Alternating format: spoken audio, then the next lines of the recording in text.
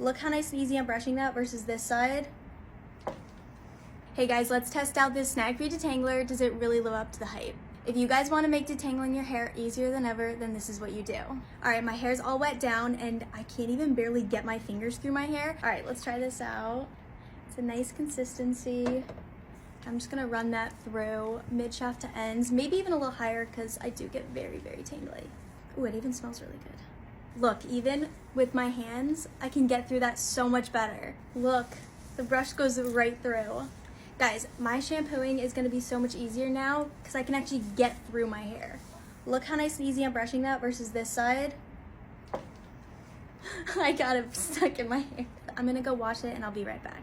Okay, I'm back. I just finished washing and diffusing my hair with the whole curly line. I'm obsessed with it, but the Snag-Free was really a game changer because I only wash my hair once a week.